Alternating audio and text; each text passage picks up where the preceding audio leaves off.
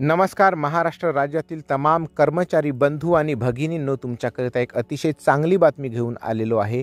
सरकारी कर्मचाऱ्यांना आवश्यकतानुसार बिनव्याजी कर्ज कोणत्या योजनेमधून मिळते या संदर्भाने ही बातमी आहे। तर व्हिडिओ काय आहे तो पूर्ण बघा आणि महत्त्वाचा वाटला असेल तर प्लीज एक लाईक आणि शेअर करायला विसरू नका। चॅनलवर जर पहिल्यांदा आला असाल तर चॅनलला सबस्क्राइब करून बेल बटन दाबायला विसरू नका। मित्रहो, अशा प्रकारचे व्हिडिओ तुम्हाला सगळ्यात पहिल्यांदा आपल्या चॅनलवरती मिळत राहतील।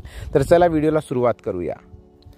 बंधूंनो, आपण जर शासकीय कर्मचारी असाल तर आपल्यासाठी शासनाची बिनव्याजी हवे तेव्हा मिळणारी जीपीएफ योजनाबद्दल माहिती असेलच, परंतु या योजनामधून मिळणारी रक्कम कशा स्वरूपात मिळते, कोणत्या कारणासाठी मिळते याबाबत सविस्तर माहिती आपण या लेखात जाणून घेऊया।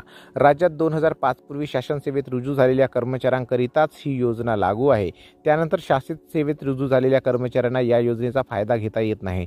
जीपीएफ ही एक सरकारी कर्मचाऱ्यांच्या सेव्हिंगसाठी उघडण्यात येत असते। या योजनामध्ये सरकारी आपल्या कर्मचारी आपल्या इच्छेनुसार किमान व कमाल मर्यादेत विशिष्ट रक्कम भविष्य निर्वाह निधी खात्यामध्ये जमा करीत असतो। ज्यावेळी कर्मचाऱ्यांना आवश्यकता असते त्यावेळी या भविष्य निर्वाह निधी खात्यातून सदरची रक्कम काढता येते। ही रक्कम कर्मचाऱ्यांच्याकडूनच जमा करण्यात येत असते। यामुळे या योजनेतून काढण्यात येणारी रकमेवर कोणत्याही प्रकारचे व्याज सरकारला द्यावे लागत नाही। सदरच्या भविष्य निर्वाह निधी खात्यात जमा रकमेवर सरकारकडून व्याज दिले जाते। सदरचे व्याज हे दरवर्षी केंद्र सरकारमार्फत बदलण्यात येते। सध्या जीपीएफचे व्याजदर हे 7.1% आहे।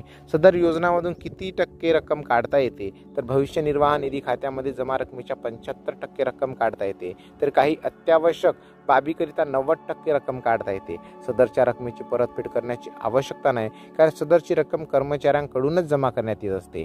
एनपीएस धारकांना मात्र हा नियम लागू नाही। महाराष्ट्र राज्य शासन सेवेत 1 नोव्हेंबर 2005 नंतर शासन सेवेत रुजू झालेल्या कर्मचाऱ्यांना जुनी पेन्शन योजना रद्द करून राष्ट्रीय पेन्शन योजना लागू करण्यात आल्याने सदर जुनी पेन्शनमधील भविष्य निर्वाह निधी योजना एनपीएस धारकांना मात्र रद्द करण्यात आलेली आहे। अर्थातच बंधूंनो, बिनव्याजी कर्ज तुम्हाला जीपीएफ मधून काढता येऊ शकते।